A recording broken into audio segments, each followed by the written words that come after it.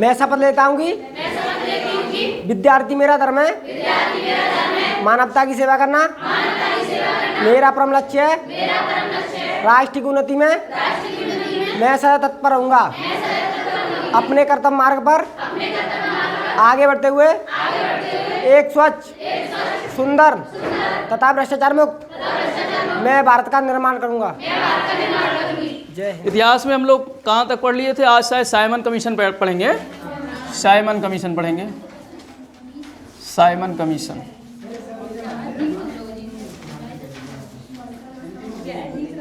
Simon commission. देखो इसका background समझ लो। साइमन कमीशन क्यों बनाया गया? एक कमीशन था जो भारत में व्यवस्था बनाई गई थी। 1919 का अधिनियम आपने पढ़ा था। क्या पढ़ा था? 1919 का अधिनियम पढ़ा था ना। 1919 का भारत शासन अधिनियम था। 1919 में क्या था? भारत शासन अधिनियम था। ठीक है। और इसको दूसरा नाम क्या है इसका? मॉन्टेगू चेम्सफोर्ड सुधार। इसी को कहा जाता है मॉन्टेगू चेम्सफोर्ड सुधार। तो इसमें कुछ व्यवस्था की गई थी कि जो है प्रांतों में द्वैध शासन लागू किया जाएगा और केंद्र में जो है द्विसदन व्यवस्था की गई थी। द्विसदनीय व्यवस्था केंद्र में की गई थी और उसमें सीटों का विस्तार किया गया था। उसके बाद में एक बात और कही गई थी कि चूँकि अब भारतीयों को भी सत्ता में शामिल किया जा रहा था, तो ये कहा गया था कि हर 10 वर्ष पर एक कमीशन, एक आयोग बनाया जाएगा और वो आयोग भारत का दौरा करेगा और जा कर के देखेगा कि जो अधिनियम में बातें कही गई थी, कौन से अधिनियम में? भारत शासन अधिनियम 1919 में जो बातें कही गई थी, वो बातें क्या जो है काम मतलब अच्छी तरीके से उसके हिसाब से शासन हो रहा है। ठीक है। तो इसलिए हर 10 वर्ष पे, कितने वर्ष पे? हर 10 वर्ष पे एक आयोग गठित करने की बात कही गई थी। और 10 वर्ष इसके हिसाब से तो पूरा होगा कब? 1930-31 के आसपास में। ठीक है। लेकिन आयोग गठित कर दिया जाता है 8 नवंबर। कब गठित कर दिया जाता है? 8 नवंबर 1927 को। बिफोर में ही, पहले ही 3-4 वर्ष पहले ही इसका गठन कर दिया जाता है 8 नवंबर 1927 को। तो ये आयोग जो गठित हुआ साइमन के अध्यक्षता में गठित किया गया। किसके अध्यक्षता में? साइमन के अध्यक्षता में गठित किया गया। तो इसीलिए इसको क्या कहा जाता है? Simon commission. तो इसके अध्यक्ष कौन थे? साइमन। ये 7 सदस्यीय कमीशन था। कितने सदस्य? 7 सदस्य थे इसमें। यानी एक अध्यक्ष था और बाकी 6 क्या थे? सदस्य थे, जो ब्रिटेन के मंत्री हुआ करते थे। ब्रिटेन जो सांसद और मंत्री जो होते थे ब्रिटेन के, वही लोग थे इसके मेंबर्स, सदस्य। और सबसे बड़ी बात ये थी कि इसमें जो है जितने भी मेंबर्स थे वो सब क्या थे? अंग्रेज़ थे। सारे मेंबर्स के कौन थे? अंग्रेज़ थे।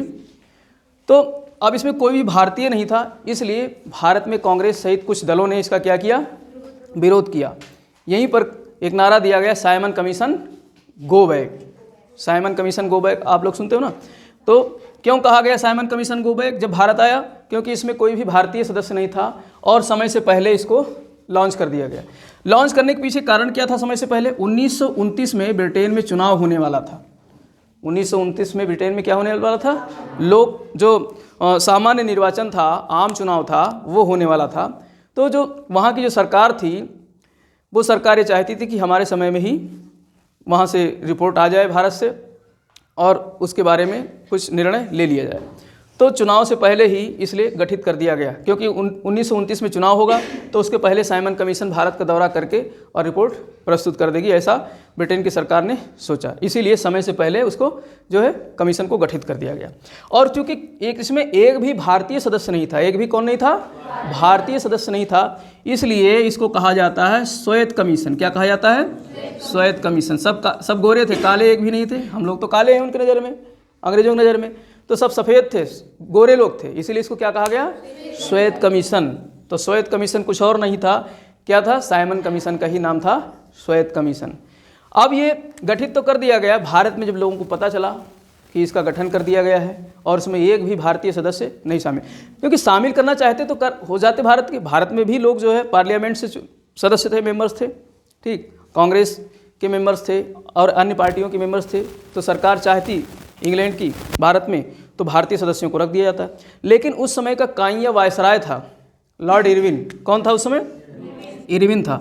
इरविन उस समय का। तो प्रश्न कभी कभी ये भी पूछ लिया जाता है कि जब भारत में साइमन कमीशन आया, गठन किया गया, तो भारत का वायसराय कौन था?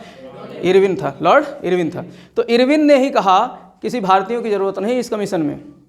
इरविन ने ही रिपोर्ट लगा कर भेज दी अंग्रेज सरकार के पास में इंग्लैंड में कि यहाँ पर भारतीयों को कमीशन में मत शामिल करो, सब अपने ही लोगों को शामिल कर लो।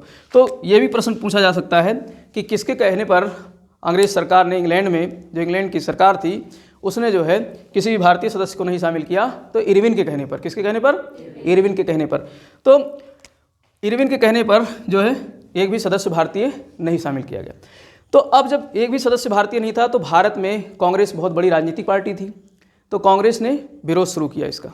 क्या शुरू किया? विरोध। तो 1927 से विरोध शुरू हो गया और दिसंबर 1919 में मीटिंग थी मद्रास में, जो है कांग्रेस की क्या थी? बैठक थी मद्रास में। डॉक्टर अंसारी के नेतृत्व में, कौन था अध्यक्ष? अंसारी। अध्यक्ष कौन थे? डॉक्टर अंसारी। ठीक है, डॉक्टर अंसारी जो है मद्रास की अध्यक्षता कर रहे थे, मद्रास की कांग्रेस के अधिवेशन की अध्यक्षता कर रहे थे, जो कब हुआ था? दिसंबर 1927 में। दिसंबर 1927 में जब कांग्रेस का अधिवेशन हुआ, कहाँ पर? तो मद्रास में। तो वहाँ पर जो है सर्वसम्मत से ये प्रस्ताव पारित किया गया। मद्रास ही रहा, ठीक।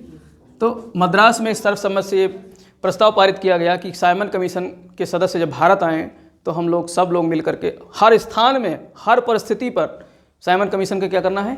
विरोध करना है। साइमन कमीशन का विरोध करना है। तो साइमन कमीशन का विरोध जो है हर स्थिति में, हर परिस्थिति में हमको करना है। ये प्रस्ताव कहाँ से पारित कर दिया गया? मद्रास अधिवेशन से। तो प्रश्न यहाँ से ही बनता है कि मद्रास, वो साइमन कमीशन के विरुद्ध जो प्रस्ताव पारित किया गया, कहाँ पारित किया गया? मद्रास अधिवेशन में, जिसकी अध्यक्षता कर रहे थे डॉक्टर अंसारी। तो इन्होंने अध्यक्षता की और यहाँ पर पारित कर दिया गया। और अब देखो, जब इस बात को लेकर के जो यहाँ के राज्य मंत्री थे, जो राज्य सचिव हुआ करते थे, भारत के राज्य सचिव भी होते थे, भारत सचिव जिसको कहा जाता था, तो वो थे बर्केनहेड। वो कौन थे? बर्केनहेड। तो कभी कभी यहाँ से प्रश्न पूछ जाता है, बर्केनहेड, ऐसे याद रहेगा ये। हेड मतलब सर, खोपड़ी, हेड याद रखो। अब कौन सा हेड? बड़ा वाला हेड। बर्केन को बड़ा याद कर लो। कौन सा? बड़ी खोपड़ी वाला आदमी था, कौन, क्या नाम था? बर्केनहेड। तो बर्केनहेड क्या था? भारत सचिव था। बर्केनहेड क्या था? भारत सचिव था। और हमने बताया कि भारत सचिव का प्रावधान 1857 के विद्रोह के बाद लागू आया था, 1858 के अधिनियम में। तो भारत सचिव उस समय कौन था? बर्केनहेड। तो प्रश्न यहाँ से पूछा जा सकता है कि साइमन कमीशन के गठन के समय भारत सचिव कौन था? बर्केनहेड था। और वायसराय कौन था? इरविन था, लॉर्ड इरविन था, ठीक। तो बर्केनहेड ने कहा, जब बर्केनहेड पगला गया, सचिव यहाँ से, जब वहाँ से आदेश आया कि क्या हो रहा है भारत में, जो है साइमन कमीशन का विरोध क्यों किया जा रहा है, तो बर्केनहेड ने फिर जवाहरलाल नेहरू, जिनका आज क्या है? हैप्पी बर्थडे है, तो जवाहरलाल नेहरू के पिताजी को, जवाहरलाल नेहरू के पिताजी कौन थे? मोतीलाल नेहरू, ठीक है। वो कांग्रेस के बड़े अच्छे लीडर थे। तो मोतीलाल नेहरू जी को इनवाइट करते हैं, खुला चैलेंज करते हैं कि तुम लोग विरोध कर रहे हो साइमन कमीशन का, तो तुम कोई एक संविधान बना के, एक ऐसा प्रारूप संविधान का बनाकर तैयार कर दो जो तुम्हारे ही देश में लोगों द्वारा पारित कर दिया जाए। तो मोतीलाल नेहरू जी को चैलेंज करते हैं कि तुम एक ऐसा कोई खाका तैयार करो कि एक संविधान बने जिसके अनुसार भारत में शासन चले। मोतीलाल कह रहे, अरे ये तो हमारे जो है दाएं हाथ का खेल है, अभी बनाते हैं। और इसे पता था बर्केनहेड, तो इनका काम ही था ना फूट डालना, और पता था जिन्ना है, जिन्ना तो मानेगा नहीं, वो तो विरोध करेगा ही। और भारत में हमने जो है सांप्रदायिक निर्वाचन की व्यवस्था कर ही दी थी, पंजाब और मद्रास में बढ़ा ही दिया था। पंजाब में जो है यूनियनिस्ट पार्टी थी और जो है मद्रास में जस्टिस पार्टी थी। ये लोग भी कांग्रेस के विरोधी हुआ करते थे, उसके अपोजिट काम करते थे। तो ये इसको पता था बर्केनहेड को कि ये सब हम बीज तो पहले ही हमारे पूर्वज बो के चले गए हैं, सांप्रदायिक निर्वाचन की ये सब व्यवस्था करके चले गए। तो कितना भी मोतीलाल कितना भी अच्छा प्रस्ताव बनाकर लाएंगे, पारित तो होना नहीं। इसने उसने कहा कि आप पारित करवा लो सर्वसम्मत से, तो हम तुम्हारे उसको लागू कर देंगे, नहीं तो फिर मानो हमारे जो साइमन कमीशन के लोग आ रहे हैं उनकी बातों को मानो। तो ये कहा अभी बनाते हैं। तो सर्वदलीय जो है सम्मेलन बुलाया गया, सभी दलों को बुलाया गया। फिर मोतीलाल नेहरू ने जो है रिपोर्ट तैयार की, जिसका नाम था नेहरू रिपोर्ट। 1928 में नेहरू रिपोर्ट प्रस्तुत कर दी। और उसमें कुछ बातें ऐसी थी जिसको जिन्ना नहीं मान रहा है और पार्टियां नहीं मान रही। यही तो चाहता था बर्केनहेड कि जो है तुम ऐसी चीज़ बना के लाओ। जिन्ना ने कहा पहले बात हमारी, तुम अपनी नेहरू रिपोर्ट लाए हो, इसको हम पढ़ रहे हैं, इससे पहले हमारे जो है 14 सूत्रीय जो है एक सूत्र है, तो जिन्ना के 14 सूत्र तैयार हो गया। तो उसने अपना एक 14 सूत्र तैयार करके दे दिया ठीक, ये सब हम लोग कल डिटेल में पढ़ेंगे इसके बारे में, नेहरू रिपोर्ट और 14 सूत्रीय कार्यक्रम क्या था जिन्ना का। लेकिन यहाँ पर बर्कनहेड ने खेल खेल दिया और इनको चैलेंज कर दिया, किसको? मोतीलाल नेहरू को। तो नेहरू रिपोर्ट 1928 में आई। लेकिन हम लोग बात कर रहे थे किसका, जो है साइमन कमीशन। तो साइमन कमीशन जो है, अब यहाँ पर भारत में विरोध करने वालों को देखते हैं जब ये, और जो है उसके समर्थन में, और कुछ जो ऐसे थे जिन्होंने इसका विरोध भी नहीं किया, अपना शांत बैठे रहे। तो पहले सबसे पहले मुंबई पहुँचता है फरवरी में। कब पहुँचता है? फरवरी 1928 में। फरवरी 1928 में, यानी ये डेट थी 3 फरवरी 1928 को साइमन कमीशन कहाँ सबसे पहले आता है? मुंबई। भाई क्योंकि कोई भी पानी का जहाज़ सबसे पहले कहाँ पहुँचता था? मुंबई बंदरगाह पे। तो मुंबई बंदरगाह 3 फरवरी 1928 को साइमन कमीशन के 7 मेंबर पहुँचे और वहाँ पर स्वागत करने के लिए डिप्रेस्ड एसोसिएशन, एक सोसाइटी थी, एक संगठन था, डिप्रेस्ड क्लास एसोसिएशन नाम का संगठन था, जो हमारे महामहिम अंबेडकर जी द्वारा बनाया गया था, गठित किया गया था। डिप्रेस्ड एसोसिएशन बनाया था, डिप्रेस्ड क्लास एसोसिएशन। तो उसके जो मुखिया थे डॉक्टर अंबेडकर जी, उन्होंने स्वागत करने के लिए मुंबई में जो है साइमन कमीशन का स्वागत करने के लिए एक कमेटी बना ली और उस स्वागत कमेटी में शामिल थे कि जैसे ही 7 सदस्य के लोग आएंगे हम उनका क्या करेंगे? स्वागत करेंगे। तो प्रश्न यहाँ से भी बनता है कि साइमन कमीशन का विरोध किसने किया, नहीं किया, और स्वागत किसने किया? तो किसने किया था? अंबेडकर जी ने। देखो कुछ परिस्थितियाँ रही होंगी भाई, हम उनको वो नहीं कह सकते हैं, क्योंकि देखो वो एक बहुत बड़े कानून के ज्ञाता थे, विधिवेत्ता थे। तो उन्होंने जो परिस्थितियाँ रही होंगी उसके हिसाब से उन्होंने अच्छा डिसीजन लिया होगा। ठीक है, ये तो हम लोगों के ऊपर समझने के ऊपर है कि कौन कैसा समझता है। ठीक, लेकिन उन जो परिस्थितियाँ थी, शायद मैं इस तरीके से समझ सकता हूँ कि जब 7 सदस्यीय मेंबर आए थे तो वो देखना चाहते रहे होंगे कि देखते हैं पहले कमीशन आए और भारत का दौरा करे, फिर बाद में जो रिपोर्ट जारी करे तो रिपोर्ट में क्या बातें जारी करता, पहले क्यों विरोध करें भाई? रिपोर्ट जारी करे तब ना उसका विरोध करेंगे कि हमारे लायक है रिपोर्ट की नहीं है। तो शायद इस वजह से शायद उन्होंने विरोध किया हो, इसका मतलब साइमन कमीशन का स्वागत किया होगा कि आओ ठीक है, भारत का दौरा करो और तुम एक रिपोर्ट जारी करो कि भारत में कैसा शासन चल रहा है, भारतीयों की भागीदारी है सुनिश्चित की गई है कि नहीं की गई है। तो इस तरीके से इन्होंने क्या किया, जो है अम्बेडकर जी ने इसका स्वागत किया था। ठीक, और कांग्रेस क्या कर रही थी? विरोध कर रही थी। कांग्रेस क्या कर रही थी? कांग्रेस के सभी सदस्य इसका क्या कर रहे थे? विरोध कर रहे थे। ठीक, तो कांग्रेस का विरोध हो रहा था। और इसके अलावा जो है जो लीग थी, मुस्लिम लीग जो लीग थी, लीग भी विरोध कर रही थी। लेकिन इसके अंदर 2 प्रकार के लोग थे। एक तो जिन्ना था, एक कौन था? जिन्ना, मोहम्मद अली जिन्ना। मोहम्मद अली जिन्ना जो है वो कांग्रेस के साथ था। कांग्रेस के साथ था, किसका विरोध कर रहा था? साइमन कमीशन का। और दूसरी तरफ थे मोहम्मद शफ़ी, एक व्यक्ति थे जिसका नाम था मोहम्मद शफ़ी। मोहम्मद शफ़ी लीग के ही थे, मुस्लिम लीग के ही सदस्य थे, जिन्होंने साइमन कमीशन का विरोध नहीं किया, उसका स्वागत किया। तो प्रश्न यहाँ से भी बन सकता है कि लीग में किसने साइमन कमीशन का विरोध नहीं किया था? मोहम्मद शफ़ी ने। तो मोहम्मद शफ़ी ने साइमन कमीशन का विरोध नहीं किया और जिन्ना ने कांग्रेस के साथ विरोध किया था। ठीक, और इसके अलावा जो है मद्रास की जस्टिस पार्टी, वो जो है अपना एकदम न्यूट्रल थी। जस्टिस पार्टी कही ना हम विरोध करेंगे, ना ही हम क्या करेंगे, ना ही इसका जो है बहिष्कार करेंगे, ना ही जो है समर्थन करेंगे। तो मद्रास की कौन सी पार्टी? Justice party. तो जस्टिस पार्टी ने न्यूट्रल रुख अपनाया। और पंजाब की जो है यूनियनिस्ट पार्टी थी, कौन सी? यूनियनिस्ट पार्टी थी पंजाब की। ठीक, तो अब देखो मद्रास और पंजाब ये दोनों किसकी देन थी? अंग्रेज़ों की तो देन थी। अंग्रेज़ों ने ही तो सांप्रदायिक निर्वाचन वहाँ पर व्यवस्था की थी। तो जस्टिस पार्टी के जो मेंबर्स थे उन्होंने विरोध नहीं किया, और पंजाबी लोगों की यूनियनिस्ट पार्टी थी, इन लोगों ने भी विरोध नहीं किया। तो प्रश्न यहाँ से भी पूछा जाता है। और विरोध करने वाले में कांग्रेस के साथ लीग भी थी, और जो है मदन मोहन मालवीय की पार्टी थी हिंदू महासभा। और कौन सी पार्टी थी? हिंदू महासभा। इन लोगों ने भी विरोध किया। तो कभी कभी प्रश्न यहाँ से भी आ जाता है, ये मदन मोहन मालवीय द्वारा गठित एक पार्टी थी जिसका नाम था हिंदू महासभा। यही सब तो इलेक्शन लड़ते थे, चुनाव लड़ते थे। उस समय जो चुनाव होते थे परिषदीय के, तो ये सब पार्टी मिलकर के चुनाव लड़ा करते थे। तो इस तरीके से इन लोगों ने जो है इसकी 2-3 तरीके की चीज़ें देखने को मिलती है। कुछ लोगों ने विरोध किया, कुछ लोगों ने समर्थन किया, और कुछ लोगों ने जो है अपना तटस्थता की, न्यूट्रल की नीति अपनाई। ठीक, अब जब मुंबई पहुँचा 3 फरवरी 1928 को, तो यहाँ से ये लोग पहुँचते हैं कहाँ? लखनऊ। यहाँ से पहुँचते हैं लखनऊ। अब लखनऊ में बैठे थे जवाहरलाल नेहरू, जेल नेहरू। तो लखनऊ में जेल नेहरू के नेतृत्व में विरोध किया गया। किसके नेतृत्व में? जवाहरलाल नेहरू और गोविंद बल्लभ पंत। तो प्रश्न कभी कभी यहाँ से भी आ जाता है कि भारत में जो है कहाँ पर किसने विरोध किया? तो लखनऊ में जवाहरलाल नेहरू और गोविंद बल्लभ पंत ने। इन लोगों ने लखनऊ में विरोध किया किसका? साइमन कमीशन का, और नारे दिए साइमन कमीशन गो बैक। अब यहाँ से पहुँचती है टीम कहाँ? दिल्ली। भाई दिल्ली में जो वहाँ के मंत्री संतरी थे, भारतीय लोग थे।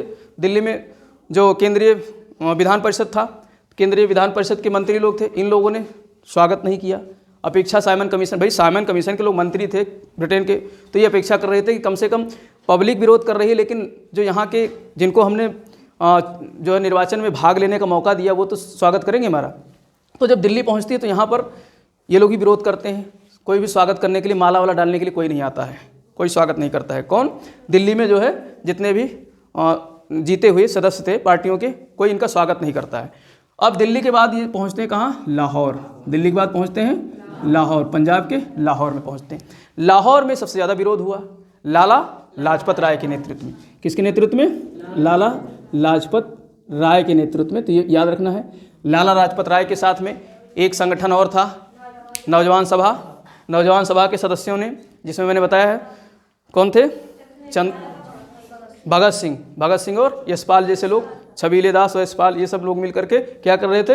विरोध कर रहे थे। कहाँ पर? लाला लाजपत राय के साथ में लाहौर में। तो लाहौर में बहुत तगड़ा प्रदर्शन हुआ। सबसे बड़ा अगर प्रश्न पूछा जाए, सबसे ज़्यादा जो कमीशन का विरोध हुआ कहाँ पर हुआ? लाहौर में। किसके नेतृत्व में? लाला लाजपत राय। तो यहाँ पर जो है लाठी चार्ज करवा देता है कौन? यहाँ पर एक यहाँ का जो पुलिस उपकप्तान था, जिसका क्या नाम था? सैंडर्स। क्या नाम था? सैंडर्स। तो सैंडर्स ने यहाँ पर क्या करवा दिया? लाठी चार्ज करवा दिया। जब विरोध ज़्यादा होने लगा तो सैंडर्स ने लाहौर में क्या करवा दिया? लाठी चार्ज। और लाठी चार्ज में लाला लाजपत को बहुत चोटें लगी। जो लाला लाजपत राय थे, इनको खोपड़ी उपड़ी में, पीठ उठ में बहुत ज़्यादा लाठी पड़ी। और भगत सिंह बेचारे देख रहे थे। उन्होंने कहा अब तो इसका बदला लेना है हमको। तभी तो हमने सैंडर्स हत्याकांड पढ़ाया था। सैंडर्स हत्याकांड कौन से संगठन द्वारा किया था? सैंडर्स को मारा जाता लाहौर में? नौजवान सभा के सदस्य और HSRA संगठन था ना, आज़ाद वाजाद के नेतृत्व में, जिसका गठन आज़ाद ने किया था। कहाँ? दिल्ली के फिरोजशाह कोटला मैदान में। तो उसके सदस्य मिलकर के सैंडर्स की क्या करते हैं? हत्या करते हैं, गोली मार देते हैं लाहौर में, जिस पर सैंडर्स या लाहौर जो है मुकदमा चलता है। इसी के तहत तो फांसी मिलती है भगत सिंह और जो है सुखदेव और राजगुरु को। तो इस तरीके से जो है यहाँ पर अब लाला लाजपत राय के ऊपर जब लाठी बरसाई जा रही थी तो उन्होंने कहा, अंग्रेजों सुन लो, जो तुम्हारी लाठी हमारे शरीर पे जितनी भी पड़ रही है, ये लाठी जो है तुम्हारे ताबूत की आखिरी कील साबित होगी। आखिरी कील साबित होगी तुम्हारे अंग्रेज़ों की ताबूत के लिए। अब देखो ईसाइयों में क्या होता है, उनको दफनाया जाता है किसमें? ताबूत में लेकर के। जैसे हमारे यहाँ क्या बनाते हैं, एक वो बनाते हैं ना दफनाने के लिए, जो है कफन टाइप का, वो जिसमें ले जाते हैं, जिसको कॉफिन बोलते हैं। तो उनके यहाँ जो है इस तरीके से ताबूत बनाया जाता है। क्या बनाया जाता है? ताबूत। इस तरीके से ताबूत। अब इसमें जो है किसी मृत व्यक्ति को ऐसे लिटा दिया जाता है ताबूत के अंदर। फिर इसमें जो है ऊपर से ढक्कन बंद करके फिर कील ठोंक दिया जाता है। क्या कर दिया जाता है? कील ठोंक दिया जाता है। अब हमारे यहाँ क्या है कि जैसे जब तक उसको जलाए नहीं, उसके पहले कोई भी आता है तो मुंह खोल करके दिखा देते हैं। तो इनके यहाँ क्या रिवाज रहता है कि जब तक आखिरी कील नहीं ठोंक दी जाती है तब तक इसको लोग आते हैं तो उनको दिखाते रहते हैं। फिर जैसे ही आखिरी कील ठोंक दिया गया, पूरा कील से इसको बंद कर दिया गया ताबूत को, बस उसके बाद अब कोई भी आएगा तो उसको नहीं दिखाएंगे और इन्हें ताबूत सहित उठा करके दफना देते हैं ज़मीन में। ठीक, तो इसीलिए लाला लाजपत राय ने कहा कि हमारी ये जो हमारे ऊपर लाठियों का प्रहार हो रहा है तो तुम्हारे लिए आखिरी कील साबित होगी। अर्थात तुम अपने जो है खुद अपनी जो है अपने पैरों पर कुल्हाड़ी मार रहे हो हमारे को लाठी मार करके। तो उसके बाद 1947 में उनकी बात सिद्ध हुई, सही कि नहीं? आखिरी कील के रूप में जो है 15 अगस्त 1947 में अंग्रेज़ों को यहाँ से भागना पड़ा था। तो लाला लाजपत राय ने यहाँ पर, और उनके कुछ इतनी ज़्यादा गंभीर चोट लग गई थी कि उसके बाद में उनकी मृत्यु हो जाती है, कुछ समय बाद में मृत्यु हो जाती है। तभी सैंडर्स को गोली मारी जाती है। तो इस तरीके से यहाँ पर इनका विरोध किया गया। अब साइमन कमीशन, चूँकि भारत एक बहुत बड़ा क्षेत्र था, तो पहले तो फरवरी 1928 में साइमन आया, तो एक बार में पूरा रिपोर्ट नहीं तैयार कर पाया। फिर दूसरी बार अक्टूबर 1928 में आता है। तो प्रश्न कभी पूछ लिया जाता है कि साइमन कमीशन ने भारत में कितनी बार दौरे किए? 2 बार। कितनी बार दौरे किए? 2 बार। तो 2 बार भारत में साइमन कमीशन ने दौरा किया, एक फरवरी 1928 में और दूसरी बार अक्टूबर 1928 में। तो इस तरीके से साइमन ने जहाँ जहाँ गए वहाँ सब क्या हुआ? विरोध हुआ।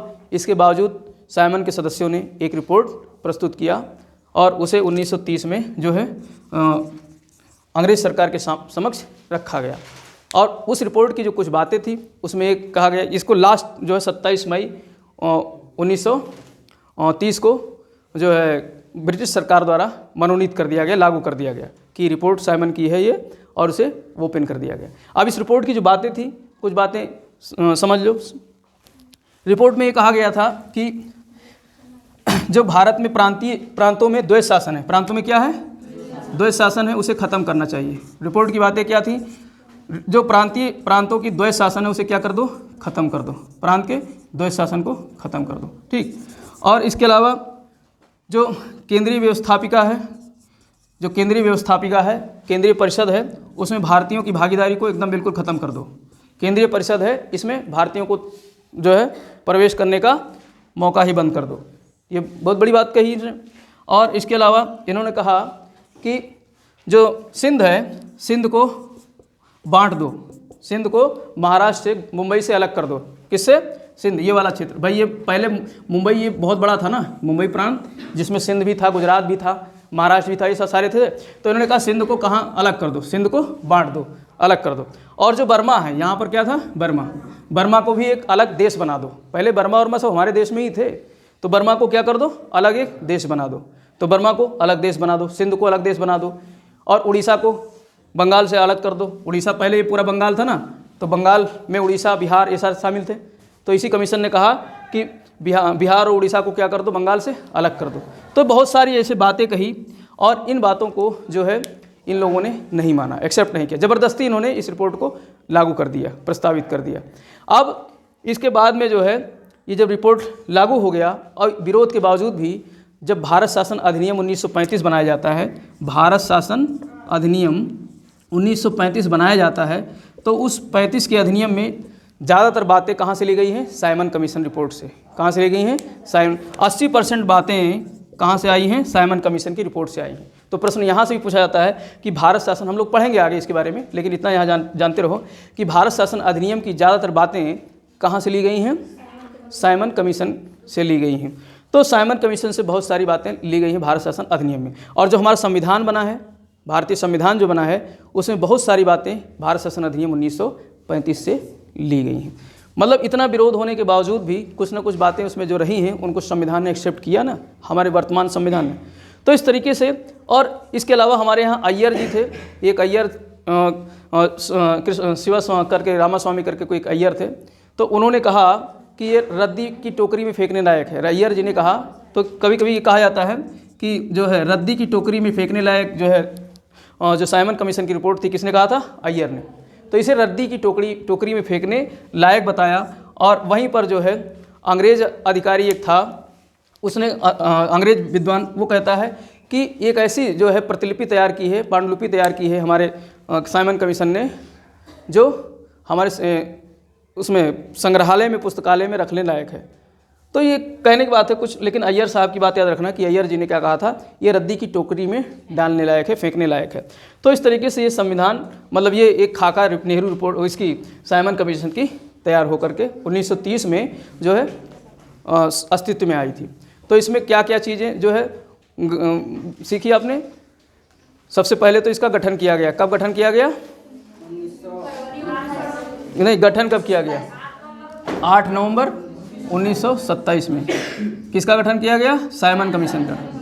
और इसमें सारे सदस्य कौन थे, अंग्रेज थे। तो इसीलिए इसको क्या कहा गया, श्वेत कमीशन कहा गया, ठीक। और भारत में कब आया, 3 फरवरी 1928 को। सबसे पहले कहाँ पहुँचा, मुंबई में पहुँचा। मुंबई में किसने स्वागत किया, अम्बेडकर जी ने। अम्बेडकर जी ने वो स्वागत समिति के वो मेंबर थे, तो उन्होंने क्या किया, स्वागत किया।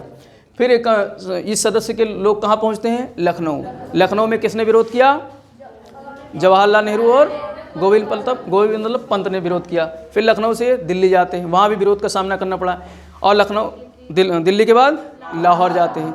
लाहौर में सबसे ज़्यादा विरोध हुआ, और किसने किया, लाला लाजपत राय के नेतृत्व में हुआ, और नौजवान सभा के सदस्यों ने। तो इस तरीके से वहाँ विरोध हुआ। और वहीं पर लाठीचार्ज में, सैंडर्स द्वारा लाठीचार्ज करवाया गया था, उसमें लाला लाजपत राय घायल हो जाते हैं और बाद में उनकी मृत्यु हो जाती है। तो उसी का बदला लेते हैं सैंडर्स हत्याकांड में। नौजवान सभा के सदस्य और HSRA के सदस्य इनकी गोली मारकर हत्या कर देते हैं। तो और इन्होंने जो है अपनी रिपोर्ट कब प्रस्तुत की ब्रिटिश सरकार में? 1930 में, 27 मई 1930 को रिपोर्ट प्रस्तुत कर दी गई। उसके बाद में जो है रिपोर्ट का ज़्यादातर बातें जो है किस में लागू की गई? भारत शासन अधिनियम 1935 में। ठीक, और उस समय भारत सचिव कौन था जब साइमन कमीशन भारत आया था? बर्केनहेड। कौन था? बर्केनहेड, बड़ा वाला हेड है, बर्केनहेड। और यहाँ का वायसराय कौन था? Lord Irwin. ठीक, तो इस तरीके से ये जो है साइमन कमीशन की बातें थी।